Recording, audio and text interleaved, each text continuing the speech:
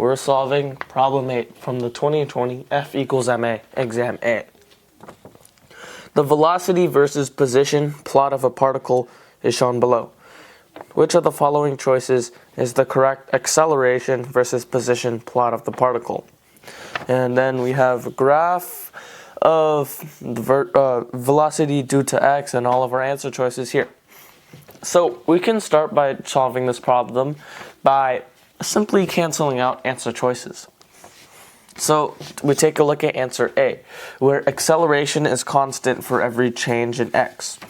But if the acceleration is constant, then that means that like for no matter what x value, the velocity is always going to be accelerating at how much the acceleration is.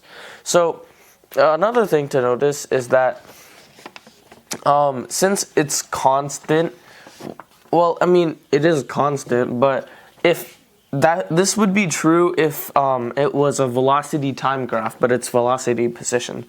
So this one is out of the mix. We see other choices, B, C, D, E. Now, one thing to notice is that the velocity starts from 0. It has 0 initial velocity and then has to accelerate. So then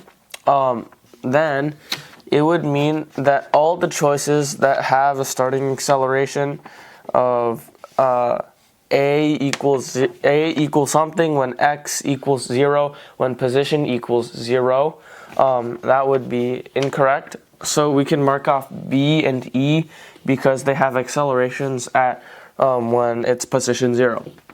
Then we're left with answer choices C and D. So for D, it's more curved, and then while C, it's more linear. So one thing to notice here is for this curved acceleration, this means that the acceleration increases due to position. Rather, this one's linear.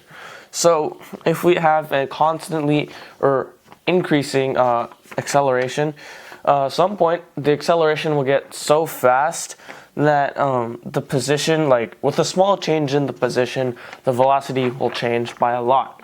So since we see that this is linear, we know that this is not true.